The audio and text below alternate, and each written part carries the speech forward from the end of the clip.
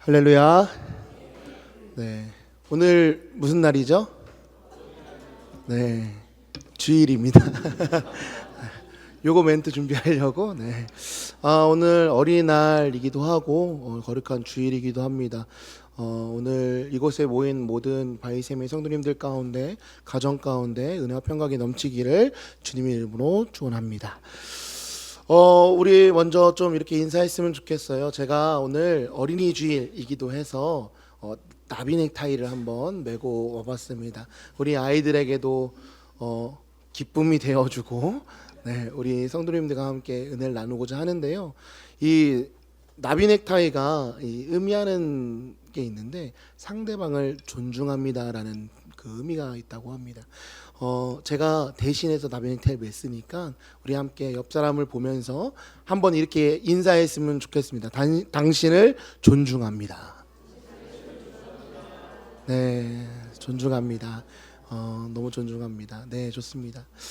그리고 우리 함께 또 이 시간 너무 5월달은 또 가정의 달이기도 하고, 그렇죠? 너무 감사한 달인데 우리 아침부터 함께 일찍 나와서 우리 아이들을 위해서 수고하고 헌신하는 우리 선생님들을 위해서 이 시간 한번 박수 한번 쳐줬으면 좋겠습니다. 네, 네, 감사합니다. 아침부터 쉽지 않은데 일찍 나오셔가지고 우리 함께 봉사하고 헌신하는 우리 선생님들의 모습 가운데 예수 그리스도의 모습이 나타날 줄 믿습니다. 우리가 한 사람이 어떤 사람인지 그 사람에 대해서 이 성향을 알아갈 때 그 사람의 행동과 또 언어를 통해서 그 사람이 이런 사람이다라는 결론을 좀 내리게 됩니다. 요즘 젊은 세대들은 또 이 MBTI라는 것으로 상대방의 그 성향을 파악하기도 하고, 더 어린 세대들은 이제는 MBTI도 아니고 뭐 인스타의 피드나 유튜브에 뜨는 자기의 피드를 상대방한테 보여주면서 자기의 성향이 이런 성향이다라는 것을 또 보여주기도 합니다. 대부분 그 상대방을 좋아하게 되면 상대방이 싫어하는 행동은 안 하게 되죠. 좋아하는 행동이 무엇인지 그것에 관심이 쏠리고 그 행동만 하려고 노력을 하는 것이 좋아하는 사람의 그 표현일 것입니다. 그런데 우리가 주님을 사랑하지 않습니까? 네, 저만 사랑하는 줄 알고 큰일 날 뻔했습니다. 네, 주님을 너무 사랑하지 않습니까? 할렐루야. 주님을 사랑하면 우리가 어떻게 해야 될까요? 하나님이 좋아하시는 것, 하나님이 기뻐하시는 것을 찾아서 하는 것입니다. 맞죠? 여러분이 사람을 좋아할 때 그 좋아하는 사람의 행동을 주시하듯이 하나님께서 무엇을 하면 좋아하실까 생각하시고 고민하시고 또 말씀을 통해서 찾아보고 나아가는 것입니다. 주님으로 인하여서 기쁨이 넘치고 주님으로 인하여서 행복하기 위해서는 주님이 노라고 외치는 것에는 눈길도 주지 않는 거예요. 할렐루야. 오늘부터 그 이전 것은 이제 지났으니까 잊으시고 오늘부터 주님이 노라고 외치시는 것에 눈길도 주지 마십시오. 할렐루야. 네, 조금 아멘이 작았어요. 네, 나를 의심한다는 거죠. 네, 내 자신을 믿지 못한다. 주님을 의지해서 우리의 힘으로는 할 수 없지만 주님이 함께 하시면 할 수 있습니다 라는 고백으로 나아가는 여러분 되시길 바랍니다. 오늘 사실 설교가 오늘 우리 권사님께서 기도를 너무 잘해 주셔서 그 기도에 다 들어 있습니다. 그래서 이렇게 딱 해서 끝나면은 또 아까 기도 잘 들어 놓을 걸, 아까 어떤 기도를 했을지 지금 살짝 이렇게 고민하시는 분이 있는 것 같아서 오늘 말씀을 함께 좀 나누기 원하는데요.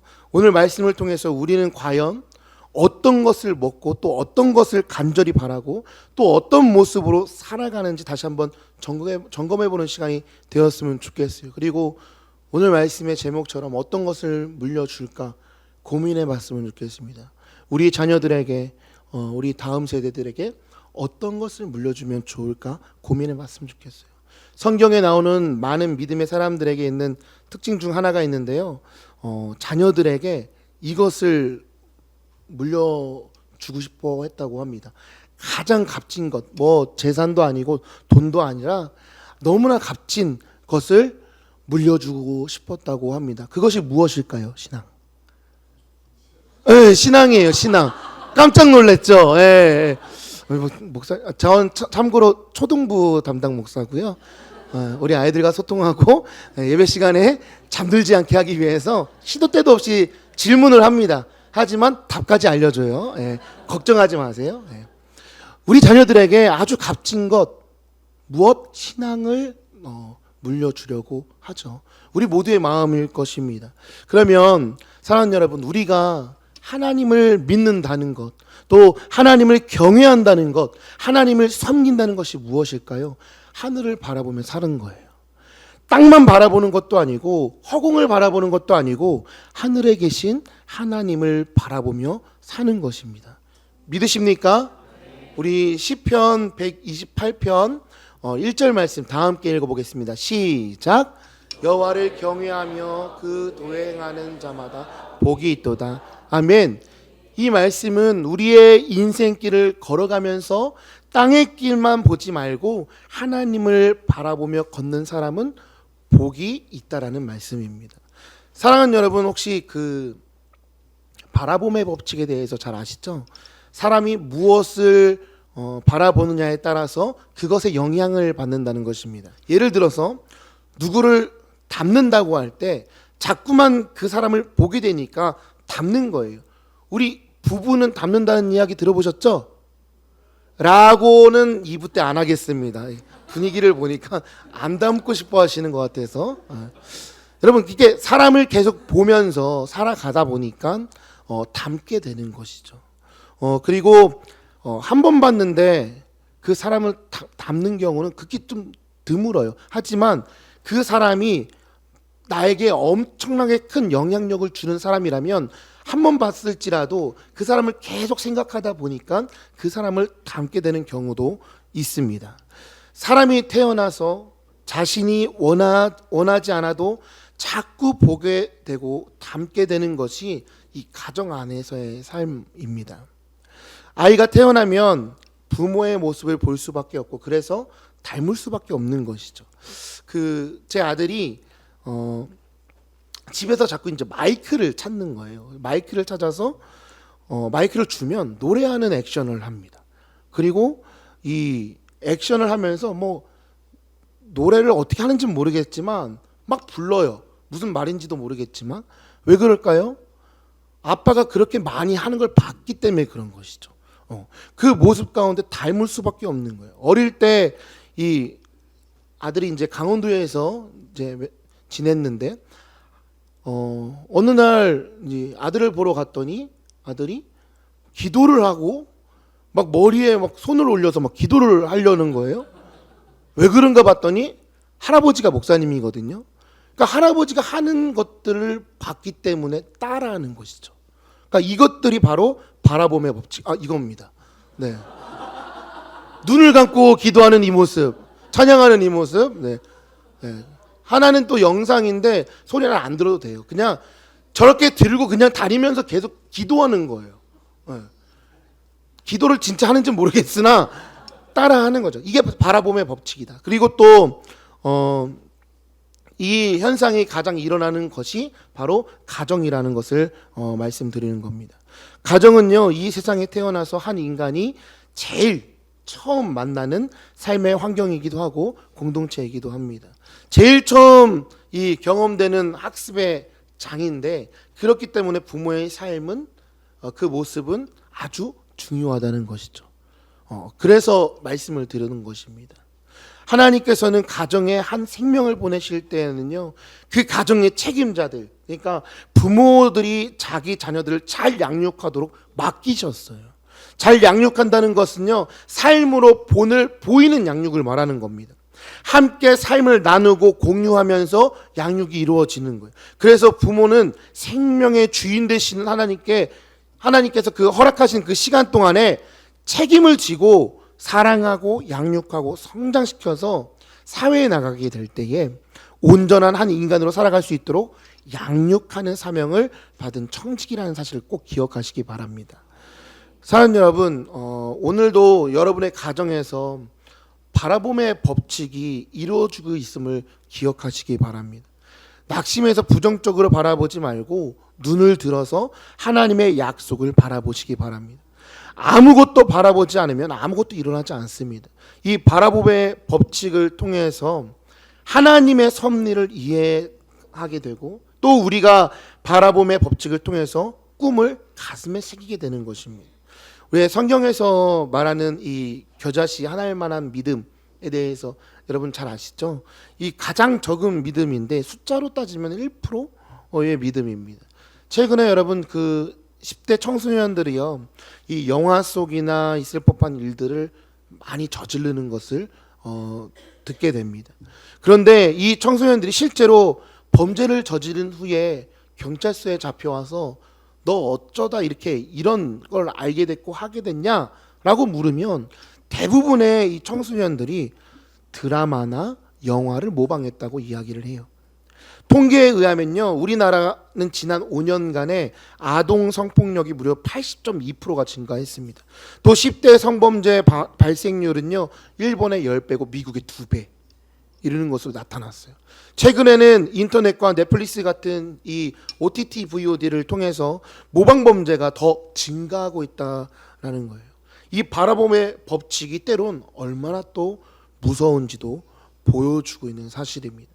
우리가 무엇을 바라보느냐는요, 매우 중요한 사실입니다. 세상을 바라보면 세상이 마음을 점령해 버려요. 화려하니까요. 하나님보다 세상이 더 좋아 보입니다. 그래서 결국 하나님을 떠나게 되는 거예요. 그러나 교회에 와서 하나님의 말씀을 들으면 성령의 감동이 막 밀려오는 것이죠. 주님이 나의 마음을 치료하시고 위로하시고 말씀이 이해되게 성령님께서 도와주십니다. 그러므로 인해서 성령의 역사를 통해 우리의 생활에 변화가 다가오게 되는 것이죠. 이 변화에 대해서 이야기하려고 이 사진을 띄워드렸는데, 여기는 이제 광주에 있는 한 중학교입니다. 여자 중학교인데 저기가 이제 소극장이에요. 근데 소극장인데 지금 앉아 있는 저 학생들의 저 자리들이 굉장히 노후된 오래된 자리들이라서 막 일어나서 뛰었다 하면 무너질 만한 법한 장소입니다. 근데 이제 학교의 장소가 저기밖에 없어서 저기서 점심 시간을 이용해서 이제 예배를 드려요. 제가 수요일 날 이제 여기서 새벽 예배가 끝나면 저 광주로 가서 이제 점심 때 예배를 준비해서 이제 진행을 합니다. 그런데 여러분 되게 재미난 일들이 있어요. 아이들이 저기 대부분의 아이들은 교회를 예수님도 모르는 아이들입니다. 미션 스쿨이에요. 근데 예수님을 모릅니다. 교회도 안 다닙니다. 그런 아이들이 점심 때 저렇게 와서 100여 명이 넘는 아이들이 와서 찬양하고 말씀을 듣고 그리고 다시 돌아갑니다. 점심시간에. 점심시간은 자기 시간이거든요. 자기가 자유롭게 할 수 있는 시간인데도 불구하고 친구들하고 같이 와요. 알고 올까요? 그냥 와요. 그냥 몰려와서 급식소 가는 길에 음악 소리가 들려서 노래 소리가 들려서 뭐지? 하고 이제 두세 명 오다 보면 이제 몰려 있어요. 그러면 그 친구들에게 이제 저는 할 수 있는 건 마이크 8개를 설치를 합니다. 거의 이제 코인 노래방처럼 지나가면서 아이들 찬양 부르고 지나갈 수 있게 8개를 설치해놔요. 그러면 아이들이 아무것도 모르는데 찬양을 막 부르다가 자기 밥 먹는 시간이 되면 또 이렇게 우르르 나갑니다. 30명씩 막 나가요. 그럼 또 다시 30명씩 또 들어와요. 이 순환 구조가 아주 좋습니다. 근데 이 아이들이 재미있는 것은 자기가 지금 찬양을 부르고 있는지도 몰라요. 근데 와서 찬양을 부르게 되는 거예요.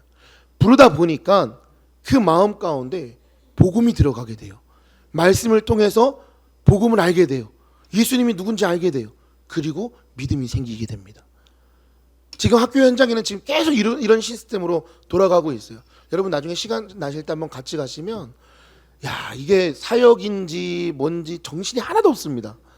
근데 그 정신없는 가운데서도 하나님께서는 역사하신다는 거예요. 하나님께서는 그들에게 복음을 찔러주신다는 거예요. 할렐루야. 이게 또 바라봄의 원칙입니다. 내 친구가 어디 가는데 그냥 따라가면서 자연스럽게 학생들이 찬양을 듣게 되고, 한 번은 이런 적도 있어요. 저 학교 끝나면 저 자살할 거예요 라고 했던 자매도 있습니다. 근데 그 모임을 통해서 회복이 되어지니까 살아갈 이유를 찾게 되는 거예요. 아직도 학교 잘 다닙니다. 하나님께서 그 마음을 고쳐주시고 만져주시는 것이죠. 이 학교에만 있을까요? 아니요. 우리에게도 있습니다. 우리 안에서도 우리가 이미 예수님을 믿고 영접했지만 그 삶 가운데 예수 그리스도의 향기를 품어져내고 예수님의 모습으로 살아가려고 노력하는 우리 모습 가운데 비록 부족하고 연약해서 넘어질 수도 있고 힘들 수도 있고 아플 수도 있습니다. 괜찮습니다. 우리는 하나님이 함께 하심을 믿잖아요. 할렐루야. 이 하나님과 함께하는 우리 모두가 우리의 신앙을 재산이 아니라 재물이 아니라 땅 문서가 아니라 건물이 아니라 우리 다음 세대들에게 우리의 신앙을 물려줘야죠. 그래야 될 줄 믿습니다. 오늘 그래서 이 신앙을 물려주기 위해서 우리가 어떻게 해야 되는가, 우리의 삶이, 우리의 모습이 어떻게 변화되어야 되는 것인가에 대해서 함께 이야기를 좀 나누고자 합니다. 오늘 본문을 보게 되면요, 세 가지 이야기를 할 건데 1절에 버리고 라는 단어와 2절에 사모하라와 또 자라게 하심, 자라게 하려 하심, 이에 대해서 한번 이야기를 하려고 합니다. 먼저 버리라고 말씀을 하고 있어요. 뭘 버리냐? 여기서 버리라는 말은요, 내려놓다, 옆에 두다, 치우다, 벗어 던지다 라는 의미를 갖고 있습니다. 그래서 성경 곳곳에서 부정적인 것들을 버리는 것에 대한 비유로 이 단어를 사용했다는 거예요. 골로새서 3장에서 보면은 성도들이 버려야 할 죄의 습성들을 마음에 짓는 죄와 또 행위로 짓는 죄로 구분하고, 마음에 짓는 죄에 대해서는 죽이라 라고 말씀하고 행위로 짓는 죄에 대해서는 벗어버리라 라고 말씀합니다. 하나님께서 굳이 이 두 가지를 구분하신 이유가 있는데, 이 두 범주의 죄에 대한 대처 방법이 각각 다르기 때문에 그런 것입니다. 먼저 마음에 짓는 죄에 대해서 죽어야 한다는 말씀은 마음속에 일어나는 죄에 대해서는 마치 죽은 사람처럼 아무 반응하지 말아라라는 거예요. 죄에 대해서는 아예 생각조차 하지 말아야 한다고 명령하고 있는 거예요. 특히 마음에 짓는 죄 중에서 우리 마음 가장 밑바닥에 자리 잡고 있는 죄는 탐심입니다. 탐심. 아담과 하와도 이 탐심으로 인해서 이기지 못하고 범죄했습니다. 골로새서 이 3장 5절에 마음에 짓는 죄를 언급하고 나서 탐심은 우상 숭배니라 라고 부가적으로 또 설명하고 있는 거예요. 탐심은 이 하나님께서 주신 것을 선하게 사용하지 않고 자기만을 위해서 사용한 것인데, 그야말로 모든 죄의 뿌리가 되는 악한 마음이라는 겁니다. 탐심이 사람의 그 마음 속에 자리 잡게 되면 하나님이 대신 우리 사람의 마음에 탐심이 가득 차게 되면 하나님 대신에 이 마음 속에 있는 이 욕심, 이 악한 생각들, 이것들이 주인이 되고 마는 거예요. 곧 그것을 죄라고 하죠. 내 입술로는 주님을 더욱 사랑한다고 말했는데 내 모습에는, 내 행동에는 돈이 우상이 될 수도 있고 사람과의 관계가 우상이 될 수도 있다라는 거예요. 어느 날 문득 잠자고 있는 아들을 보면서, 아들을 바라보면서 제가 든 생각입니다. 아들이 우상이 될 수도 있겠는데? 라는 생각이 갑자기 딱 들면서 하나님이 먼저야 되는데? 라는 생각이 들더라고요. 진짜 우리는 자식이 우상이 될 수도 있습니다. 그리고 탐심은 하나님과의 사이를 갈라놓고 하나님의 뜻을 깨닫지 못하게 하고 선한 것을 악한 것으로 변질시켜 버린다는 겁니다. 탐심이 들어가게 되면 어떤 때는 돈이, 또 어떤 때는 관계성, 이성이나 명예, 심지어는 자녀들까지 우상이 될 수 있습니다. 그리고 탐심을 제어하지 못하고 또 이런 우상을 마음에 점점 많이 쌓게 되면 결국에는 그것들이 하나님과의 사이를 갈라놔서 구원을 잃어버리고 영원한 멸망에 빠지게 된다는 겁니다. 그래서 마음에 일어나는 죄에 대해서 죽은 자가 되라고 명령하고 있는 거예요. 그런데 행위로 범하는 죄에 대한 해결 방법으로는 죄를 벗어버리라 라고 말씀합니다. 왜냐하면 행위로 짓는 죄는 거듭난 성도라고 할지라도 극복할 수 없는 것이기 때문에 그래요. 그래서 죽이라 하지 않고 벗어버리라 라고 말씀합니다. 벗어버리라는 말은 오늘 본문의 그 버리라와 같은 단어입니다. 모든 악독과 모든 기만과 외식과 시기와 모든 비방하는 말, 자신을 더럽히는 죄를 회개하며 제거하라는 의미인 거예요. 아침에 몸을 깨끗이 씻은 사람도 저녁이 되면 다시 씻어야 하는 건 맞죠. 예수님을 믿음으로 의롭다 칭함을 받은 자일지라도 자신을 더럽히는 먼지와 때를 날마다 씻어내야 한다는 뜻입니다. 특히 버려야 하는 것 중에 가장 주의해야 하는 것이 이 괴휼이에요. 괴휼이 뭐냐면 개역개정에는 기만이라고 하는데 이것은 거짓말로 남을 속이는 것을 가리킵니다. 가장 기본적인 거 지금 얘기하고 있죠. 여러분, 거짓말을 하기 위해서, 거짓말로 남을 속이기 위해서 반드시 먼저 해야 되는 일이 있는데요. 그게 뭐냐면 나 자신을 속이는 겁니다. 거짓말하는 사람의 삶은 온통 거짓이 될 수밖에 없는 거예요. 그러므로 여러분, 다른 것보다 거짓말을 버리는 것부터 시작할 수 있기 바랍니다. 아주 작은 거짓말부터 조금씩 자신에게서 떠나보내는 저와 여러분들 시기를 주님의 이름으로 축원합니다. 두 번째는 이 사모하는 성도입니다. 이렇게 행위로 짓는 죄를 버렸다면 버린 것에 만족하지 말고 우리 2절 한번 읽어보도록 하겠습니다. 베드로전서 2장 2절 시작.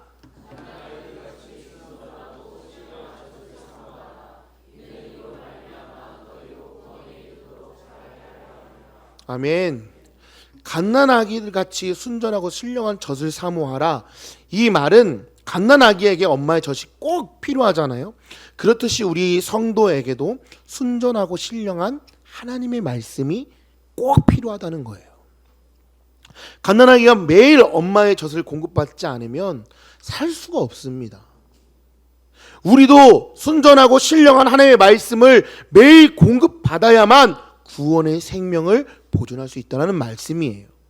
그런데 여러분, 지금 우리가 보고 있는 이 세 개의 동사를 잘 살펴보면 앞에 두 동사 보시면 우리가 해야 할 일, 그리고 나머지 하나는 하나님이 하시는 일입니다. 버리는 것과 사모하는 것은 우리가 할 수 있는 영역이지만 잘하게 하는 것은 하나님의 영역인 거예요. 그러므로 우리가 성도로서 마땅히 버려야 할 것을 버리고 사모해야 할 것을 사모하고 살아야만 하나님께서 그 열매로서 구원에 이르도록 성장시켜 주신다는 겁니다. 그런데 여러분, 우리에게 무엇을 버릴까, 무엇을 사모할까를 결정함에 있어서 이 많은 훈련이 필요하다는 거예요. 그만큼 우리의 분별력이 많이 부족합니다. 우리는 수없이 버릴 것을 사모하고 사모할 것을 버리는 실수를 합니다. 독한 마음을 버려야 하는데 오히려 사랑하는 마음을 버립니다. 인간적인 잔꾀를 버려야 하는데 이익을 위해 잔꾀를 선택합니다. 하나님에 대한 경외함을 선택해야 하는데 눈앞에 이익이 눈앞에 크니까 눈에 멀어서 물질과 권력을 선택합니다. 그리고 우리는 그러한 선택을 통해서 구원에 이르도록 자라게 하시는 하나님의 의도에서 점점 벗어나게 되는 모습을 봅니다. 그래서 베드로 사도는요, 우리가 이런 이 실수에 빠지지 않기 위해서는 하나님의 말씀 앞에서 갓난 아이들 같이 돼야 된다고 말하고 있는 거예요. 여러분, 갓난 아기들이 오늘은 분유를 40ml에서 60ml로 좀 해주시고 그 분유에 일반 한국 분유 말고 외국 분유 해갖고 선택할 수 있습니까? 선택해요? 난 오늘 분유 좀 먹고 싶으니까 좀 한 잔 주세요. 합니까? 아니에요. 시간과 때가 되면 엄마가 무조건 먹입니다. 그러면서 자라나게 되는 거예요. 그렇죠? 선택이 없어요. 그럼 우린 선택이 있어요? 없어요. 말씀 들어야 되는 거예요. 그게 당연한 겁니다. 믿으십니까? 할렐루야? 다 아멘 하셨어요. 말씀을 사모하면서 예배 자리에 나오시는 여러분 되시길 바랍니다. 우리 바이샘의 성도님들은 너무 감사하게 잘하고 계세요. 더 하나님 앞에 우리가 나아갈수록 신앙생활의 경력이 많아질수록 더 기본을 중요시 여기고 더 하나님을 사모하고 더 하나님 앞에 나가는 우리 모두가 되어야 될 줄 믿습니다. 사랑하는 여러분, 하박국 선지자의 고백처럼 오직 믿음으로 내가 살리라, 이 투철한 각오가 없다면 오히려 버려야 할 것을 사모하게 되고 사모해야 할 것을 버리는 실수를 하게 됩니다. 그것을 인해서 구원을 잃어버린다는 이 안타까운 이 사실 꼭 기억하시고 갓난아이처럼 하나님 앞에 나아가서 하나님의 말씀을 사모하며 나아가는 우리 모든 여러분 되시길 바랍니다. 사랑하는 여러분, 우리는 어머니의 젖만으로 살아가는 갓난아이의 심정으로 악한 생각, 속임수, 거짓말, 위선, 시기, 또 비방과 같은 죄를 버리고 우리를 구원에 이르도록 자라게 하는 순전하고 신령한 하나님의 말씀을 사모해야 합니다. 할렐루야! 그렇게 해야만 우리 삶에 하나님의 살아계심과 성령의 열매가 풍성하게 맺히게 된다는 사실을 분명히 기억하십시오. 자, 우리 세 번째입니다. 신앙 체험을 하는 성도. 베드로는요, 이 3절 한번 읽어보도록 하겠습니다. 3절 시작. 아멘. 이 말씀은 주의 인자하심을 맛본 사람은 주의 말씀대로 살 수밖에 없다는 뜻이에요. 다시 말해서 우리는 이미 이 신령한 젖을 사모하여서 얻어지는 그 기쁨을 맛본 사람들이잖아요. 그렇지 않은 분들도 있을 수 있어요. 이번이 기회입니다. 그 신령한 그 하나님의 그 신앙 체험 한번 경험해 보시기 바랍니다. 사랑하는 여러분, 우리는 더욱더 그 기쁨을 맛본 사람들이기 때문에 이 신령한 젖을 사모하는 사람들이라는 거예요. 우리는 모두 각각 조금의 차이는 있겠지만 예수님을 영접함으로 구원의 기쁨을 맛보았고 성령님께서 주시는 은사와 풍요로움을 체험한 사람들이잖아요. 그리고 그 체험들로 인해서 더 큰 은혜를 사모하는 사람들입니다. 왜요? 하나님이 주신 사랑이 너무나 크기 때문에 그 사랑이 얼마나 큰지 우리는 너무 기대하는 마음인 거예요. 받아도 너무 더 받고 싶은 거죠. 나만 받아요? 아니요. 내가 받은 사랑 또 전달해 주는 거죠. 이거 바로 예수님의 사랑 아니겠습니까? 사랑하는 여러분, 우리가 체험한 신앙 체험들은 우리에게 지금 어떻게 해야 할지에 대한 분명한 이 이정표 역할을 하고 있습니다. 그래서 우리 안에 신앙 체험은 반드시 필요하다는 거예요. 여러분, 성경에 출애굽한 이스라엘 백성이 광야에서 어떻게 할 바를 모를 때에 하나님께서는 홍해를 건너 출애굽한 과거의 경험을 기억하라고 말씀하십니다. 또 시대를 뛰어넘어 과거 이스라엘이 광야에서 경험했던 그 이야기는 우리가 하나님을 따라야 할 분명한 이유가 되고 있다는 사실입니다. 그러므로 지금까지 우리가 체험한 과거 신앙 체험들은 그냥 어렴풋이 잊혀져도 되는 과거의 추억거리가 아닙니다. 또 자신의 신앙을 뽐내기 위한 도구도 아닙니다. 우리가 체험한 신앙 체험들은 오늘의 시점에서 하나님을 더욱 갈망하게 하는 힘의 원동력이 되어야 된다는 것입니다. 이것이 바로 하나님께서 우리에게 신앙 체험을 주신 이유입니다. 너희가 주의 인자하심을 맛보았으면 그리하라. 그렇게 해라. 예수 믿는 것은 예수를 바라보고 믿는 것입니다. 예수님이 십자가에 못 박혀서 날 위해서 몸 찢기시고 피 흘린 것을 바라보고 그 의미를 되새기면서 내 죄, 내 허물, 내 병, 내 저주, 내 죽음을 짊어지셨다는 의미를 되새기면서 바라보게 되어서 믿는 것입니다. 그러면 그것이 몸과 마음 그리고 환경을 통해서 이루어지는 거예요. 믿음은 바라봄이 있어야 하므로 십자가 대속의 주님을 바라보고 깨달아야 믿음이 생겨나는 것입니다. 그리스도를 통해서 내가 주님을 바라보고 믿음이 생겨나면 내 눈에는 아무 증거 없어도, 귀에 아무런 소리가 들리지 않아도, 손에는 잡히는 거 하나도 없어도 주님은 우리를 향해서 내 믿음대로 될지어다 라고 말하면 그대로 되는 거예요. 사랑하는 바이샘 성도 여러분, 말씀을 마치면서 질문을 던지고 싶은 거예요. 여러분의 자녀와 자손들에게 무엇을 물려주시겠습니까? 돈입니까? 땅 문서입니까? 건물입니까? 지혜로운 부모는 자녀에게 그런 말 있잖아요. 고기를 잡아주기보다는 고기 잡는 방법을 가르쳐 준다라고 합니다. 우리는 자녀들에게 이 세상이라는 바다에서 어떻게 고기를 잡으며 살아야 하는지를 가르쳐 주고 있습니다. 우리가 다시 한번 돌아보십시오. 나는 나의 자녀에게 이런 것들을 가르쳐 주고 있는가? 가장 중요한 이 물고기 잡는 법은 복의 근원 되시는 하나님을 바라보게 하는 것입니다. 하나님에 대한 기대감을 갖고 사는 그 믿음을 경험해야 하는 것입니다. 하나님을 하나님으로 존중하며 살아가게 해야 한다는 것입니다. 저는 저희 부모님에게 너무 감사한 것 한 가지가 바로 이것이었습니다. 신앙을 물려주신 것. 이 신앙을 통해서 주님을 얼마만큼 사랑하면 더 큰 은혜가 있는지 그 기대감, 소망, 전 그것이 너무나 감사했습니다. 사랑하는 여러분, 오늘은 어린이 주일입니다. 이런 말 많이 하죠. 어린이는 나라의 보배요. 또 어린이는 미래의 희망이다. 보배이고 희망인 어린이를 사랑하고 보호해야 한다는 것이죠. 그 방법 중에 중요한 것 하나는 그들이 우리를 바라보고 있다는 것을 알고 좋은 본을 보여야 한다는 것입니다.